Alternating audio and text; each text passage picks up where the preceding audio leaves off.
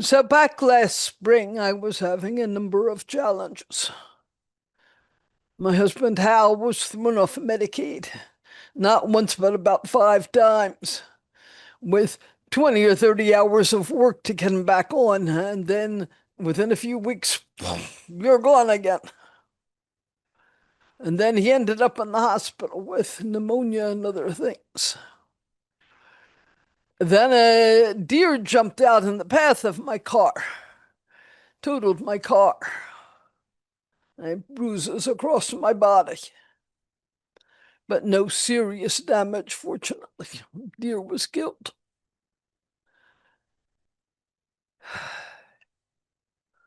I had to find a replacement for my car. I had to get Hal healthy again. I was angry and I was feeling a lot of despair. Someone said to me, "You're experiencing PTSD," and that had not occurred to me. I have a strong meditation practice, and I see that my habitual pattern is to meditate my way through challenges. That is, that which is aware of anger is not angry. That which is aware of fear is not afraid. To come into that spaciousness. And in a sense, to use that as a way of controlling whatever is happening to me. That can be skillful, but it can also be unskillful. My body was having a physiological response to all the tension.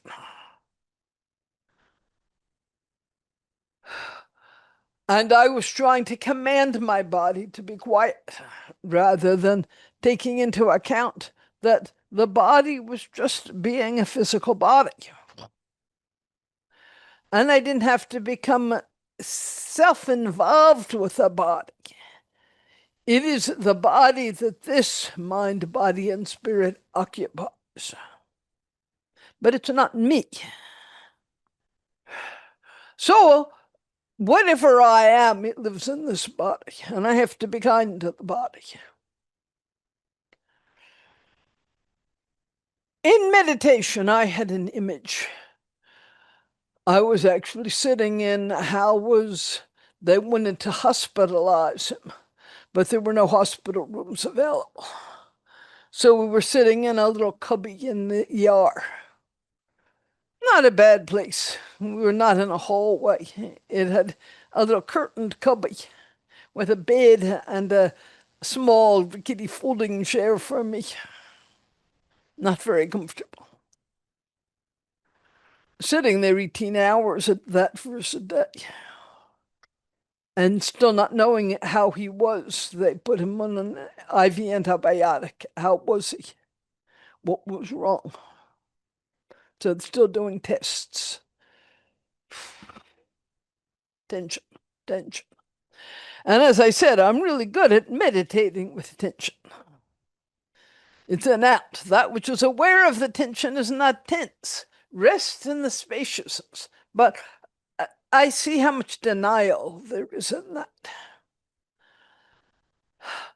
To be present with the spaciousness and the tension is the bigger task. To be present with it all with kindness. So I went home that night, got back to the hospital about 7 the next morning. They still had no room for him. He was in the same little alcove, getting good medical care. I knew that.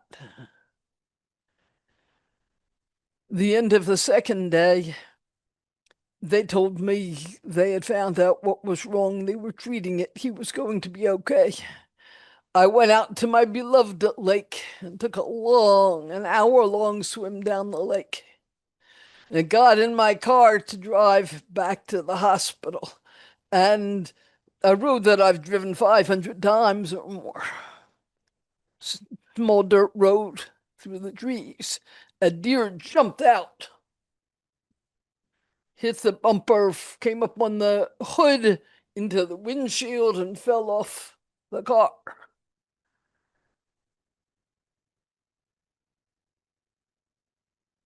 The airbag did not deploy because I guess the deer hit high enough up on the bumper not to set off the airbag.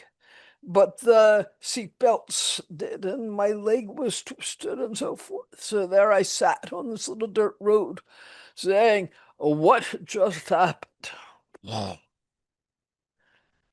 And still not opening my heart to the human.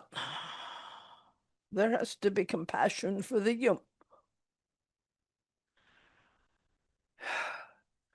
So I started telling myself, I can do this. I should do this. The next day back at the hospital, no car. I began to meditate.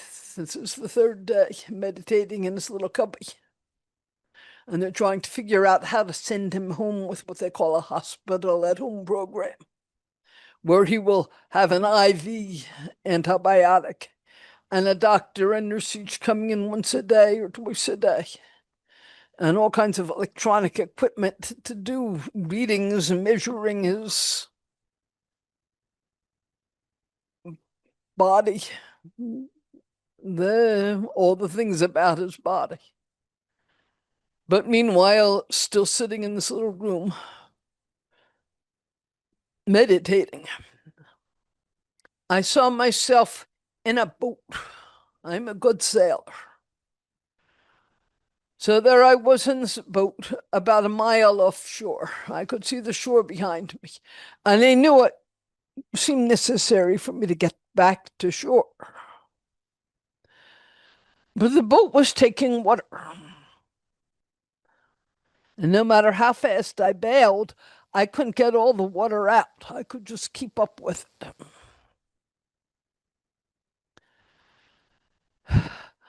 I thought, okay, I'm a good sailor. Just grab a hold of the tiller and steer the boat to shore with one hand and bail with the other hand. But when I grabbed the tiller, it was broken off from the rudder. It wouldn't steer. Again, no problem. Me, I know how to handle this. I can sail it. I can steer it into shore just using the sail. So I pulled in the main sheet and the mast collapsed. Obviously, my meditation was trying to tell me something. So I dubbed this the sinking boat, and I saw how desperate I was to keep the boat afloat and get it to shore. What that meant to me varied from day to day, hour to hour. But I had my own vision of what I wanted to co-create. Now, it's good to co-create. We need to co-create. But I wasn't really co-creating, I was grasping. I wasn't listening to a deeper part of myself. It has to be this way. I want to stay in this home of over 50 years with my husband of 60 years. I want us both to be relatively healthy. I want a life to be relatively free of trouble. Grasp. I don't want a different future. But of course, I'm in my 80s. My body, Hal's body, Hal just turned 89. Our bodies are changing. Our needs are changing. And without Medicaid, our finances are changing drastically. How do we hold the intention for what we want for ourselves and for our world without grasping at it has to be this way, but saying, yes, I want freedom from suffering for myself and all beings. I want a world that's grounded in love. But I cannot dictate exactly how it's going to be. It's going to be however it is. I can hold my mind holding an image of well-being without dictating well being means only this and never that.